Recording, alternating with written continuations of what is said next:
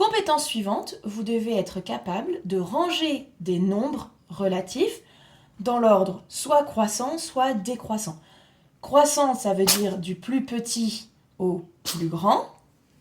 Au souhait de mon chat vient d'éternuer. Donc, ça veut dire du plus petit au plus grand, et décroissant, c'est l'inverse, c'est du plus grand au plus petit.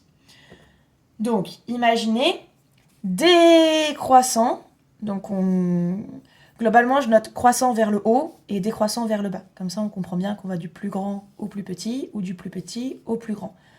Mais croissant, ça vient de croître, d'accord? Donc croître, c'est grandir. Donc croissant, grandissez. Décroissant, décroître, donc diminuer. Hop, vous êtes de plus en plus petit. Je vous ai donné des nombres ici.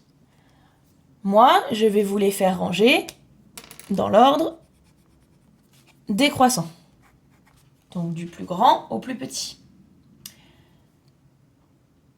Si vous avez une quelconque hésitation, vous faites rapidement une petite droite ici. Vous regardez par rapport à 0 et vous regardez où vous devez placer chaque nombre. D'accord?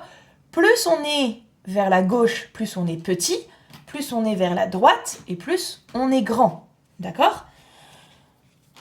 Donc, moi, je ne vais pas le faire. Si vous en avez besoin, vous me faites une petite droite, hop là, graduée vite fait. Vous n'êtes pas obligé de les placer précisément.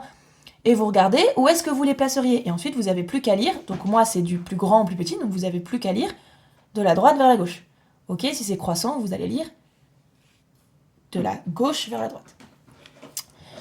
Donc sinon, plus on est négatif et plus on est petit. Plus on est positif, entre guillemets, plus on est grand. Donc là, mon plus grand nombre, c'est 5,51.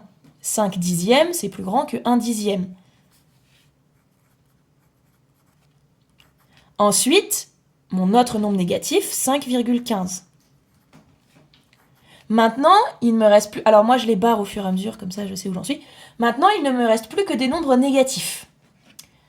Pour rappel, plus on est négatif, plus on est petit. Donc le plus grand de ces trois nombres, c'est celui qui est le plus proche de 0. Le plus proche de 0, c'est celui-ci.